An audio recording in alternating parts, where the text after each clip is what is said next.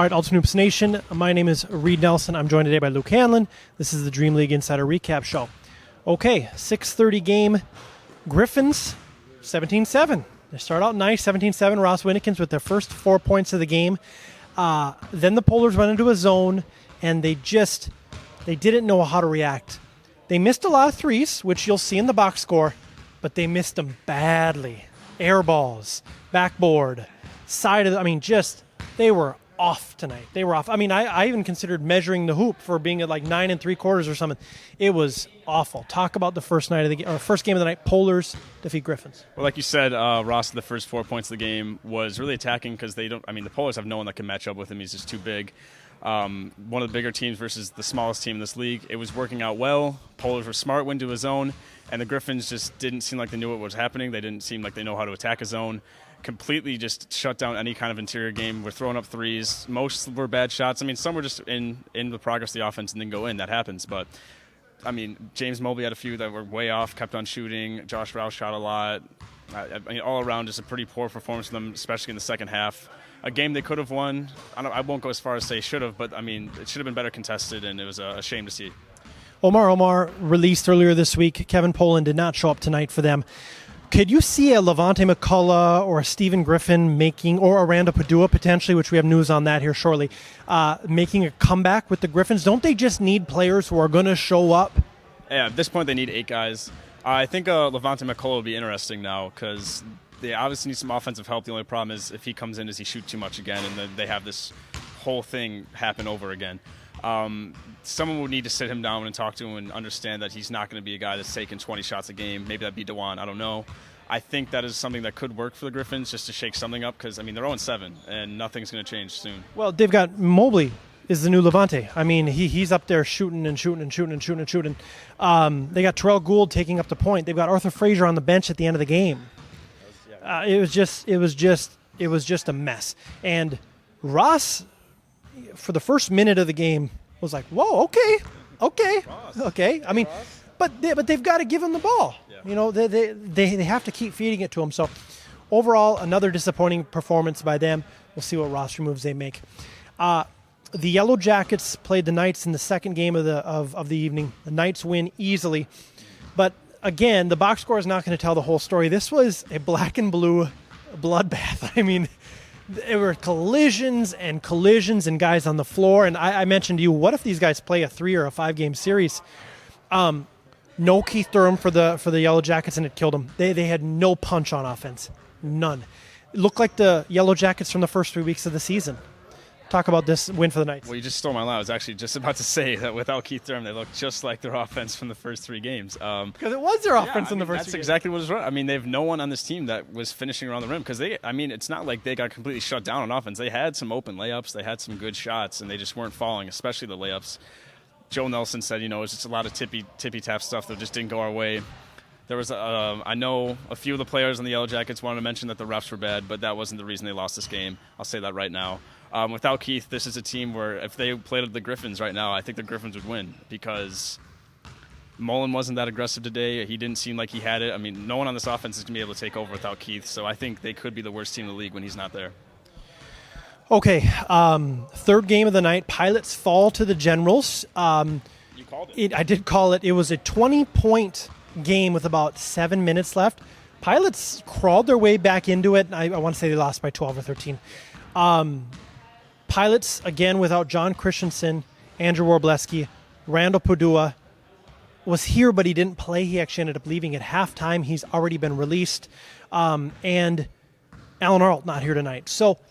But let me ask you this. Full-strength Pilots, does it matter? Because the Generals looked very good. This was their best game of the season by far. Yeah, no, I think if you have the Pilots roster that you had from week 1 and you put it up against the Generals tonight, I still think the Generals would have won the game. They were just the far away better team. No one on the Pilots, I mean, their offense was completely shut down. Seth had a pretty mild game. Joe Dropko had a few really nice threes here and there and was able to get within the flow of the offense, but there was no flow of the offense. That was the problem. I haven't seen the Generals play that kind of defense yet. If that continues, they will be easily up there pushing for that 4 spot. And we mentioned in the podcast that they couldn't play Bronson and Michael together. They didn't, and their offense was, very efficient throughout the game. going to be a dangerous team coming up here in a few weeks. Now, correct me if I'm wrong. Generals lost to was it Polars last week? Oh, that loss is gonna haunt them. Right in and out. Because listen, if you look at it right now, and again, this is a snap judgment. And here, let's finish the thought on that game. I did not see the box score, but Brandon Williams is fitting in nicely. Brandon Johnson is playing better. Miles Webb is fitting in nicely. Their bigs are fitting in nicely. Bronson and Michael. I mean, Christian Brunn even hit a few threes. I'm not sure about Ben Yelke's, but they just looked. Ben Yelke had a three as well. They just were cohesive tonight. They looked great. So on to the pilots. Randall Perdue has been released. John Christensen activated. We saw this move coming. And we're going to find out what's going to happen with Wroblewski and Greg Wells here over the next couple days, and whether or not the pilots actually even have a GM at this moment. More on that to come as well. It might be Seth. So listen, the Knights, with Travis Johnson, it was clinical. It was surgical again. The Mustangs, now you see the pilots maybe draw back a little bit, and you've got teams like the Generals. Now, are the Generals going to be a part of this discussion? Although they're 2-5 right now. Let's not forget that. Well, I think we have now the rhetoric of that is a 5-team league is out the window. The Generals are back in it. I wouldn't be too worried about the Yellow Jackets. Obviously, without Keith, if he doesn't show up again, then I would be worried. But they'll be right back in it. The only problem is that the gap between the 6 and the 5 and the 4. We have to try to see that, maybe once that gets a little bit closer, then things will get more interesting. Pilots losing today, they still stay up around the 2 and 3 spots, so it won't hurt them too much. But it's the way that the Generals are performing and the way that the Polars are performing, and what the Yellow Jackets have, Keith Durham, is creating a much closer league. And overall, it's going to be a lot better product in the next few weeks. Pilots, Mustangs, and Polars all have 2 losses. Whenever it looks like the Polars are going to lose, they just don't. So they're still a 4-2 team.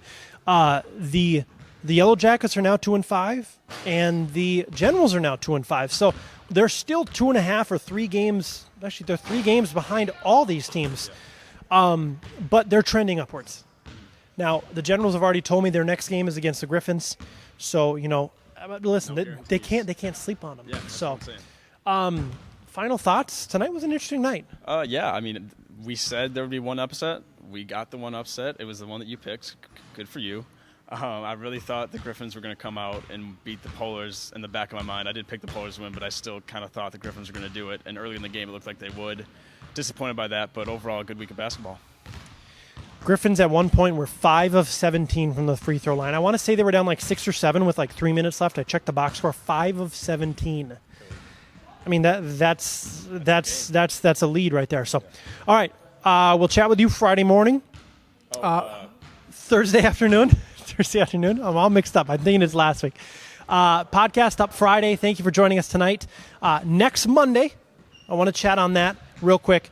If you weren't listening to the podcast last week, each team's going to have 3 representatives, 3-point shooting contest. Winning player gets not only an Ultimate Hoops prize pack, but 120 LT bucks that go towards a week, a free week of the league for your team. I want to stress that it's not all for you; it's a free week for your team. 3 players from each team will be represented. 6:30 next Monday. I'm communicating with your GMs about who those 3 players are. So. Hope to see you all here next Monday. Games will resume 2 weeks from tonight. See you all then.